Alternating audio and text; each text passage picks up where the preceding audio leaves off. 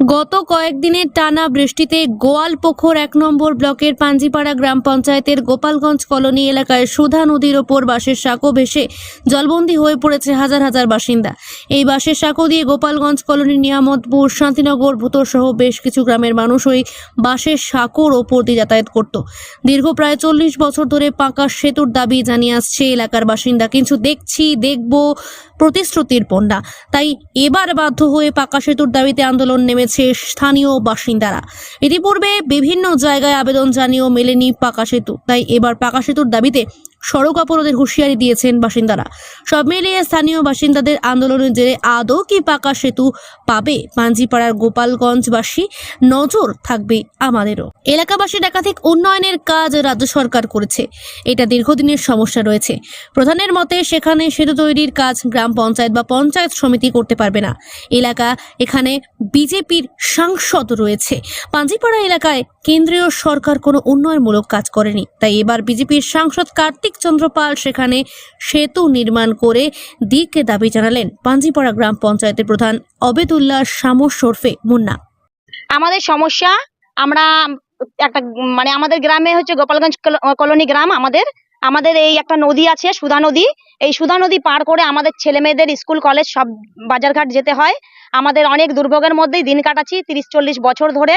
আমরা রাজ্যের গোলাম রাব্বানি সাহেবকেও বারবার জানিয়েছি, বিডিও সাহেবকে জানিয়েছি এই ব্রিজের ব্যাপারে, যে আমাদের একটা ব্রিজ করে দেওয়া হোক। কিন্তু এই এই কথাটা কেউ আর কি আমাদের কেয়ার করছে না। আমাদের কোন রকম পাচ্ছি না, আমরা ব্রিজের কোনো রকম সুবিধা পাচ্ছি না। আমরা এই অবস্থায় আমরা এখানে আছি, যে আমাদের একটা সবাই গ্রামের লোকজন আজকে আছে এখানে উপস্থিত।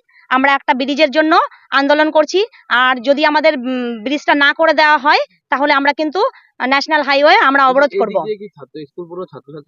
হ্যাঁ, আমাদের গ্রামে কোনো স্কুল কলেজ কিছুই নেই।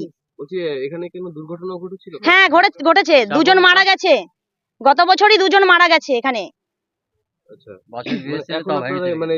আন্দোলন করছেন যে ব্রিজ না হয় আপনারা কি করবেন? আমরা এর থেকে বৃহত্তর আন্দোলন করব। আমরা পাঞ্জিপাড়া ন্যাশনাল হাইওয়ে অবরোধ করব। কি নাম আপনার? আমার নাম লতা মণ্ডল বিশ্বাস। এলাকার নাম গোপালগঞ্জ কলোনি। আন্দোলন করছেন আজকে? বলো। আমরা এই ব্রিজের জন্য আন্দোলন করছি। কি সমস্যা ব্রিজের? সমস্যা হচ্ছে কি, আমাদের এই যে ছেলে পেলে স্কুলে যেতে পারছে না, তারপরে আমরা সব যেতে পারছি না নদীর জন্য। সাগর ছিল একটা, সেটাও ভেঙে গেছে।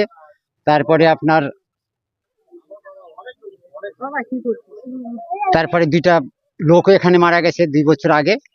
তো এই জন্য আমরা ব্রিজের জন্য আন্দোলন করছি।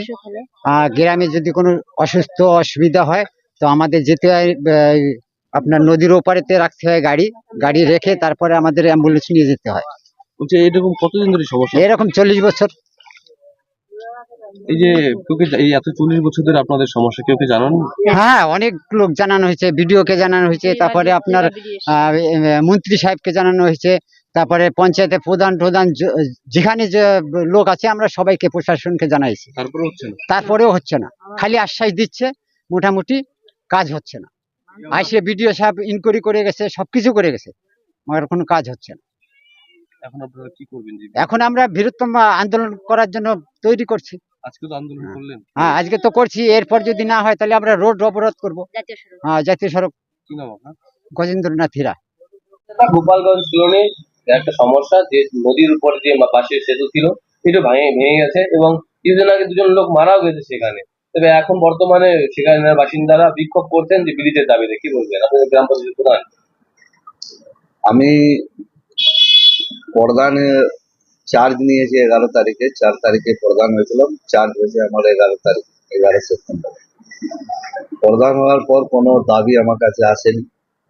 তা আমি জানি ওখানকার বিষয়টা, যে ওখানে একটা বাসের ব্রিজ করা হয়েছিল, আর বর্ষার মধ্যে আজকে 2-3 দিন থেকে বর্ষা হচ্ছে, বর্ষার মধ্যে ভেসে গেছে শুনেছি আমি, কিন্তু ওখান থেকে কেউ আমার কাছে আসেনি। তারপরে ব্রিজ করার যে সমস্যা আছে, ব্রিজটা তো পঞ্চায়েত করতে পারবে না, পঞ্চায়েত সমিতিও করতে পারবে। এটা করলে বড় সড়ো অ্যামাউন্টের ম্যাটার আছে, বড় উপর থেকেই হবে। আমাদের রাজ্য সরকার সব দিকে তো কাজ করেই, আমি আমার হিসাবে আমার ব্যক্তি হিসাবে বলছি যে এখানে আমাদের সেন্ট্রালের কোনো কাজ পাঞ্জিপাড়াতে হয়নি সেন্ট্রাল সরকার। আমি আমার হিসাবে বলতে চাই যে এখানে আমাদের রায়গঞ্জ কনস্টিটিউন্সিতে 5-7 বছর থেকে বিজেপি এমপি আছে। ওদের বিজেপি থেকে কোনো কাজ এখানে হয়নি পাঞ্জিপাড়া থেকে।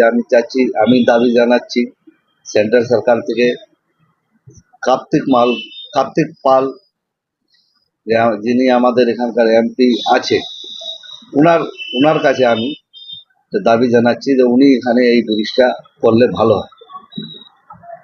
আর এলাকার যদি সমস্যা নেই আমাকে বলতে বলবে, আমিও বলবো যে এখানে ব্রিজের দরকার আছে।